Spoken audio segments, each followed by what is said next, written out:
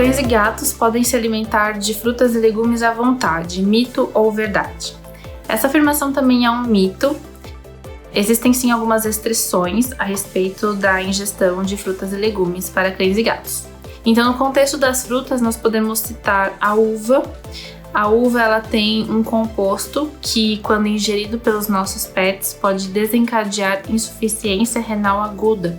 Nesse sentido, a literatura aponta que o consumo de aproximadamente 3 gramas por quilo de peso corporal de uva passa e 20 gramas por quilo de peso corporal de uva convencional, elas já são capazes de desencadear esta alteração, que necessita de cuidados urgentes. Outra fruta que nós podemos comentar que existem restrições é o abacate. Então, na literatura, nós temos alguns relatos que apontam que o abacate ele tem uma substância chamada persina, que ela está mais concentrada na casca e nas folhas do abacate do que na polpa em si, mas essa substância ela pode desencadear alterações nos animais que provocam risco à vida e devem ser atendidas de forma emergencial, como por exemplo efusão pericárdica, efusão pleural, cianose, ascite, dispneia.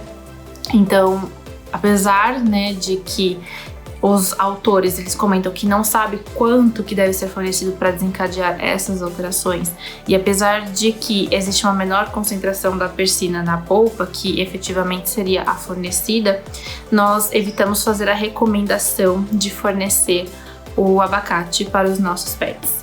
Podemos fazer também alguns comentários a respeito das frutas cítricas.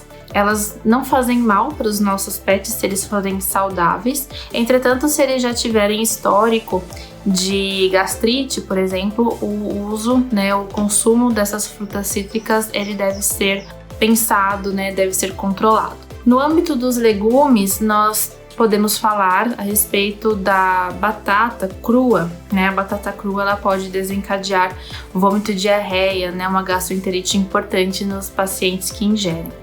Só que a batata geralmente ela não é fornecida dessa forma, somente o animal consome quando ele acaba roubando, ou ele é muito glutão e tudo mais.